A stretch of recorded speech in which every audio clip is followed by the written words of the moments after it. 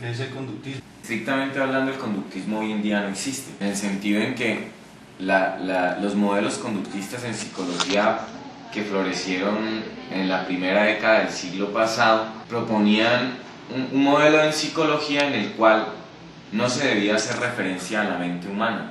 Y para ellos hablar de mente era algo demasiado espiritual y en ese sentido anticientífico, entonces ellos decían no, la psicología no puede pensar la mente, lo que tiene que observar es la conducta observable de las personas, que además era una corriente muy asociada a lo que se conoce como el positivismo lógico. Hoy en día nadie, ningún psicólogo ni ningún sociólogo llegaría a ser conductista. Digamos que la herencia que nos ha llegado hasta nuestros días de esa perspectiva es lo que hoy se conoce como el análisis conductual, que no está interesado en dejar de lado los asuntos, los fenómenos referidos a la mente, pero que, digamos, usa como elementos fundamentales de la intervención los reforzadores y los castigos para poder moldear la conducta. Ese, digamos, es como lo que define en cuanto a la técnica. Se usan cierto tipo de técnicas para administrar los refuerzos y los castigos y de esa manera tener una incidencia en el comportamiento. ¿Cómo influyen los videojuegos en la conducta de las personas? Pues en las investigaciones que nosotros hemos hecho y las reflexiones que hemos tenido al respecto, Juan, hemos llegado, digamos, como a pensar que eso depende de dos cosas. Depende, uno, del videojuego. A veces la gente habla de los videojuegos como si fueran algo que uno pudiera poner todo en un mismo paquete, cuando realmente no es así. Es muy distinto jugar un juego de estrategia a jugar un shooter en el cual solamente hay que disparar. Hay juegos de muchos tipos. Es como el asunto de la televisión. ¿Qué incidencia tiene la televisión en la gente? Pues depende de lo que la gente vea. Son tantos los tipos de videojuegos que atribuirle un solo efecto a todos ellos en general pues resulta bastante abusivo, digamos, por una parte. Y por otra parte, depende del jugador, en la medida en que las personas no se enfrentan a los videojuegos de la misma manera. La gente se enfrenta a los videojuegos de acuerdo a lo que tiene en su mente. Si un niño que está en un hogar disfuncional, los papás le compran una Xbox, una PlayStation y él simplemente está allí jugando y ellos prefieren que él juegue para ellos no tenerse que ocupar de él, pues digamos que allí el asunto de ese niño en relación con esos videojuegos va a ser muy distinto a la incidencia que puede tener en una persona que se acerca a ellos de otra manera. El videojuego no vuelve violento a un niño que es violento y que se enfrenta a jugar todos los días videojuegos gore, pues claro, su violencia puede verse amplificada, lo que fuera, pero en síntesis creemos que son dos cosas: el tipo de juego. No todos los juegos son de la misma característica ni movilizan los mismos aspectos en los sujetos. Y el tipo de jugador, no todas las personas se relacionan con los juegos de la misma manera. ¿Crees que ayudan los videojuegos al aprendizaje? Para jugar cualquier juego, el niño tiene que aprender algo.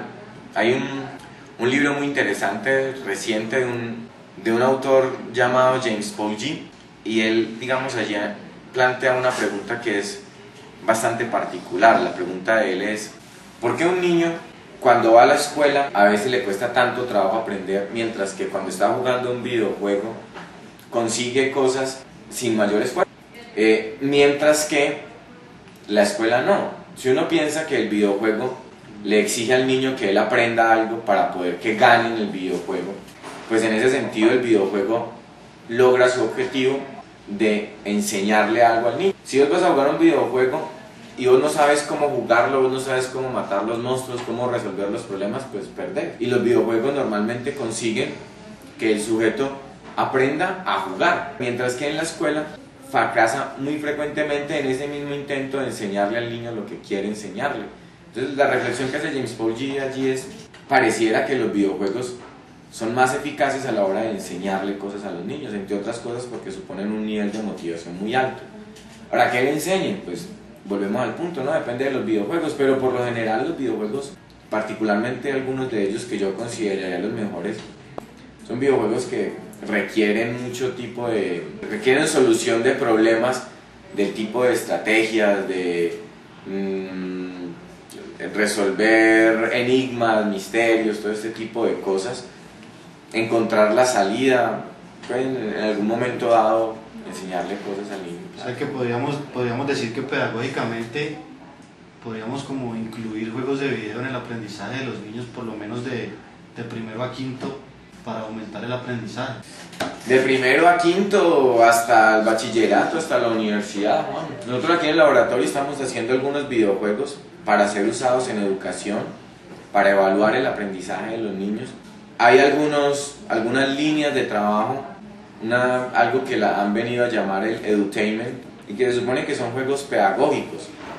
Eso ya existe. Ahora, a mi juicio, no han tenido el desarrollo que podrían tener realmente, porque el videojuego en ese sentido tendría una gran ventaja con respecto a los libros, y es que, pues además del asunto de la motivación y la diversión que produce un juego, si vos analizás las tareas que hay que resolver en el juego, son completamente contextualizadas.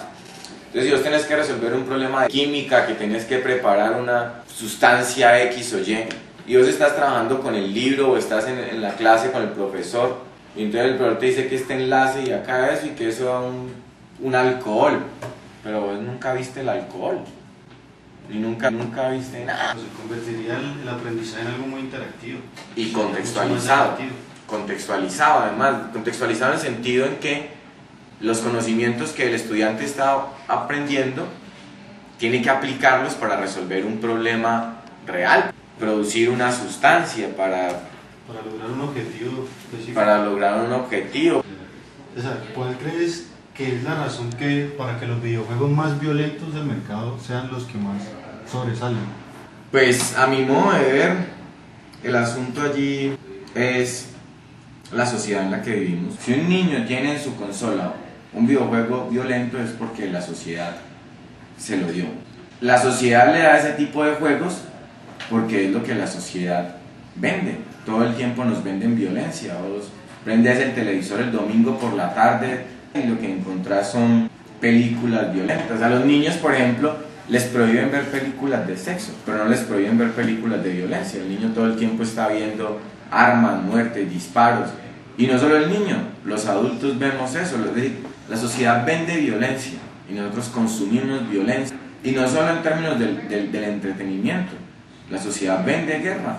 Uribe es presidente y él ha enfocado toda su campaña a la guerra y nos cobra por eso y nos vende eso. Además, la guerra, la violencia es un negocio muy lucrativo para las sociedades actuales. Entonces, no es que los videojuegos violentos sean los más atractivos, es que la violencia pareciera ser lo más atractivo en el mercado de consumo actual, en cualquier ámbito, en el cine, en la televisión. Entonces sería como una incidencia sociocultural, que es como un mito, un tabú, que son los videojuegos más violentos los que se venden, sino que es lo que más se nota, es lo que más se habla, porque es como algo cultural hablar de guerra todo el tiempo.